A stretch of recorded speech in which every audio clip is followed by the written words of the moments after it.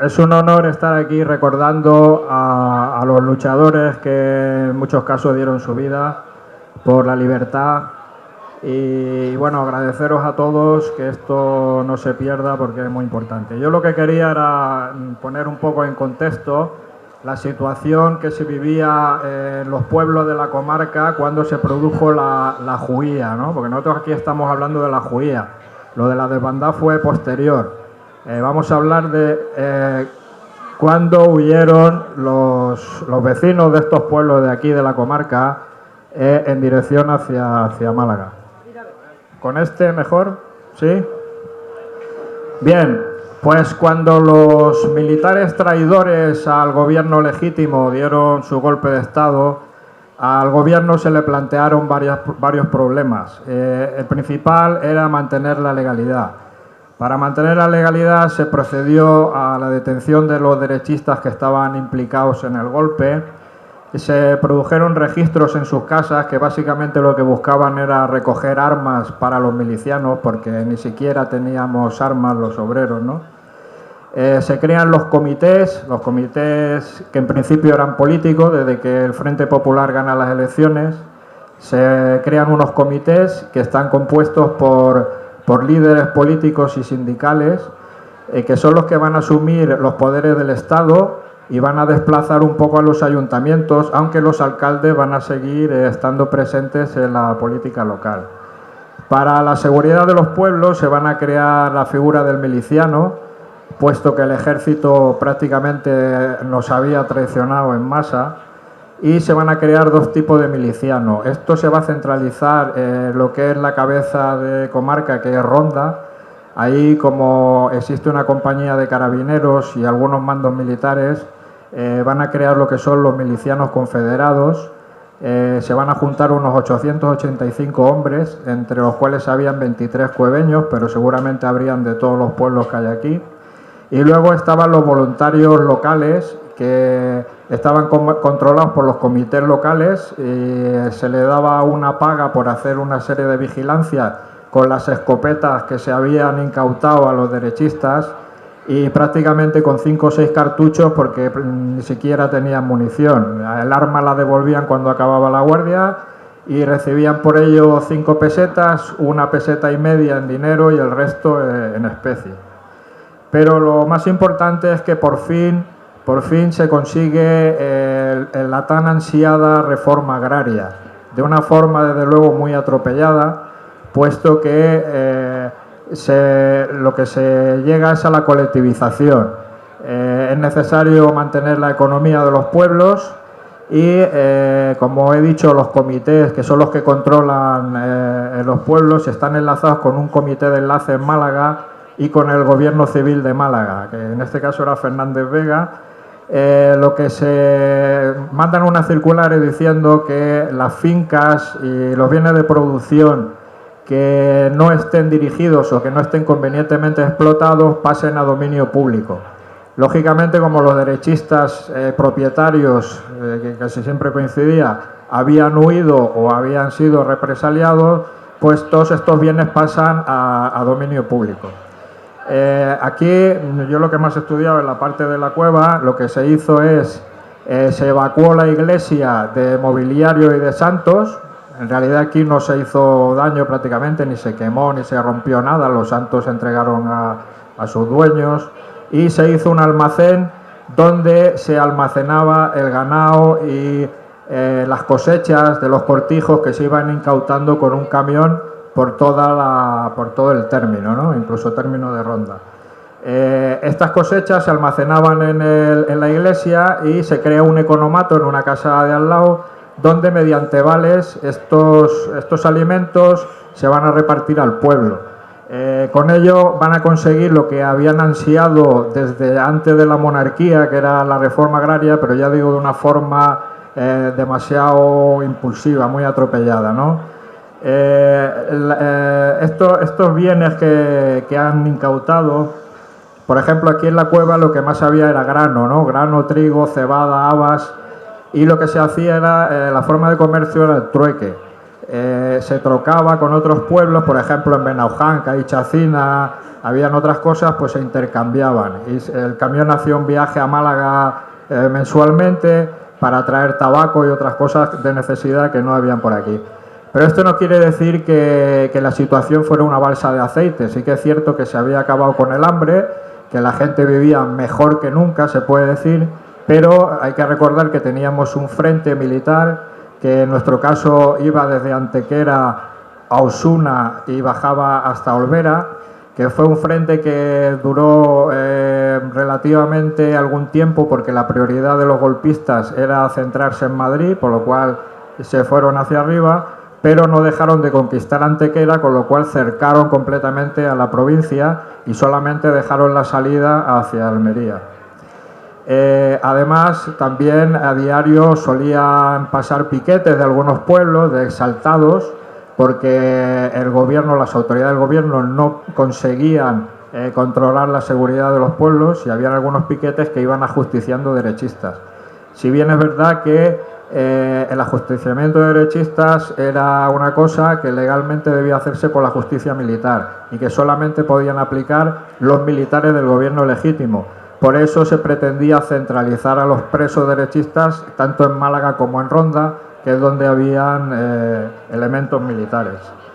Pues bien, esta reforma agraria, esta felicidad entre comillas, aquí en la comarca pues va a durar prácticamente 60 días solamente, ni 2 meses siquiera, porque el día 12 de septiembre se diseña la operación Ronda para conquistar la comarca, puesto que era fundamental enlazar o proteger o ocupar la línea de ferrocarril que iba desde Algeciras hasta Bobadilla, Granada, para poder suministrar víveres a los militares que estaban ocupando pueblos.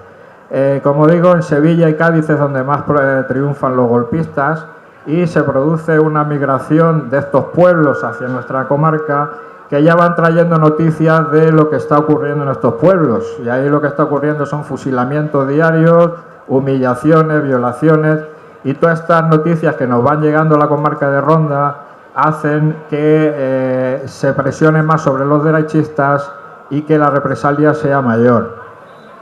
Sin embargo, no es cierta las noticias que hay de que en Ronda hubo una represión terrible. Algunos historiadores hablan de más de 500 ejecuciones.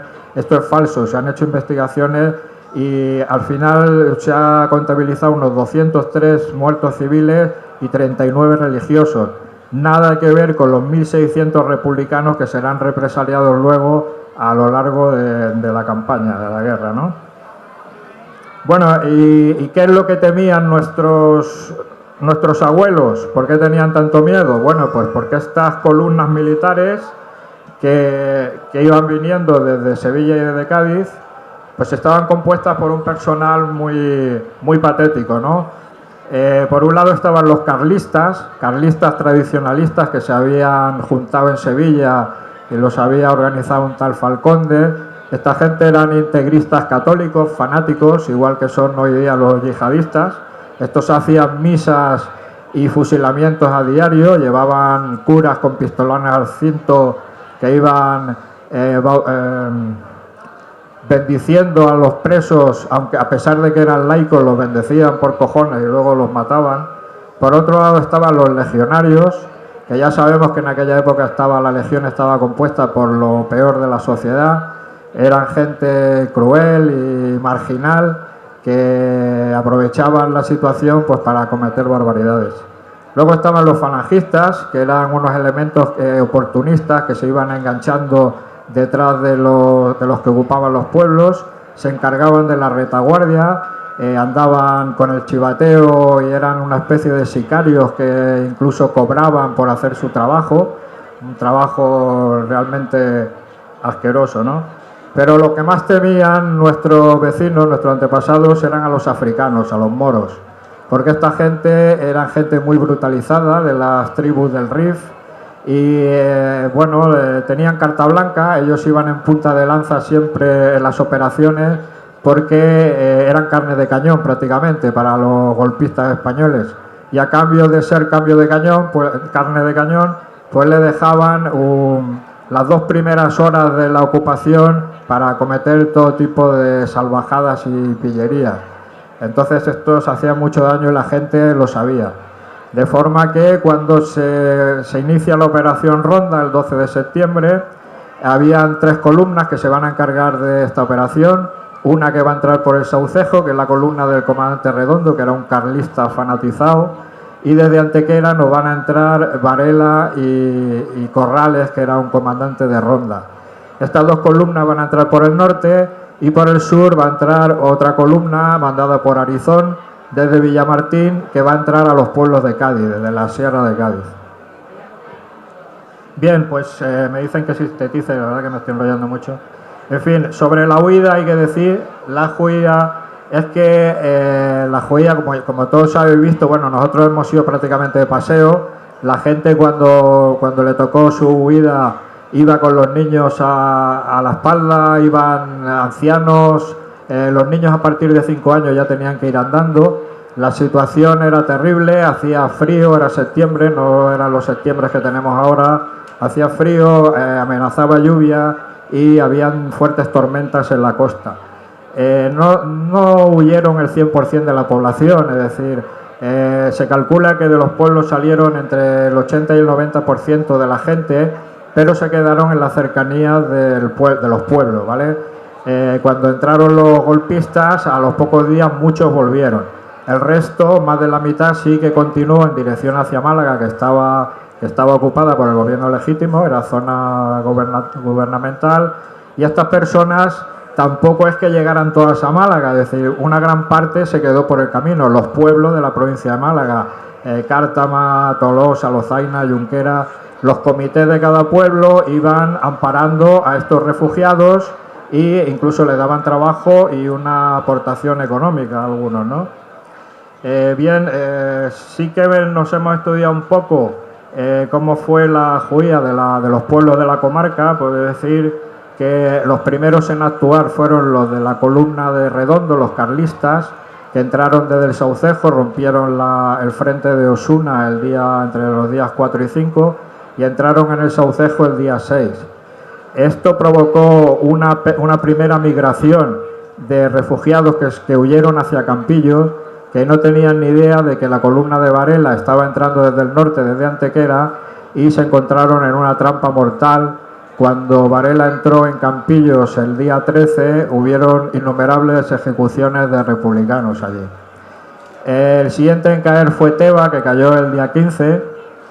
La gente de Teba huyó prácticamente con los cañones encima, muchos cuentan que oían las bombas caer según iban huyendo, y se refugiaron mucho en el cortijo de Maronta, en Ortejica, y allí estuvieron un tiempo protegidos por gente como Diego La Justa, que luego será un guerrillero famoso en la zona, que capitaneaba un grupo de milicianos, y finalmente pues cogieron el camino de todos hacia Málaga. La gente de la cueva hicieron 2 caminos, uno por Ardales, otro por el Burgo. No sé si había estado por la zona de los Merinos, pero desde aquí, cuando coge la Sierra de las Pilas hacia arriba, pues el camino cambia mucho, la sierra es muy dura, ¿no? Serrato prácticamente no fue tomada, los golpistas pasaron de largo el primer día y volvieron unos días después con un grupo de falangistas a ocupar el pueblo. Alcalá y Setenil tardaron más en ocuparlo, sin embargo, la huida se puede decir que se produjo en la semana del 7 al 14 de septiembre. De hecho, el 14 de septiembre es cuando el comité local de la cueva da la orden de evacuación para que la gente salga del pueblo. En Arriate van a tomar el mismo camino que los rondeños, van a aguantar, una parte se va a ir hacia el Burgo y la otra va a continuar con los refugiados de Ronda hacia San Pedro. En Cartagena se va a montar un frente que va a resistir allí una temporada y la mayoría de los rondeños se va a refugiar en San Pedro en unas naves que se van a habilitar para ello hasta febrero, que es cuando se inicia la ocupación de Málaga. Estamos hablando de 5 meses desde que se produce la huida de aquí, de esta comarca, hasta que se ocupa Málaga, que es cuando es la segunda parte, que ya es la desbandada, lo que se viene llamando desbandada.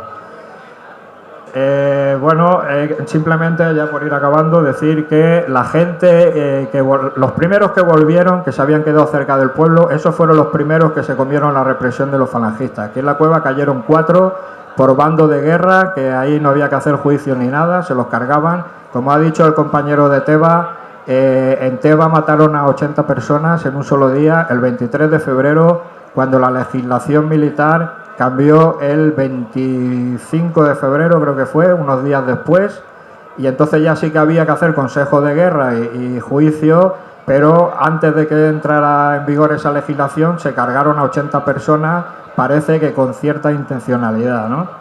Bien, la peor parte se la llevaron los que volvieron en el 37, toda esa gente que se quedó embolsada en la provincia de Málaga, que se ha dado en llamar los rejuíos. Estas personas volvieron porque Franco dijo que los que no tenían delito de sangre no les iba a pasar nada, y estos volvieron confiados.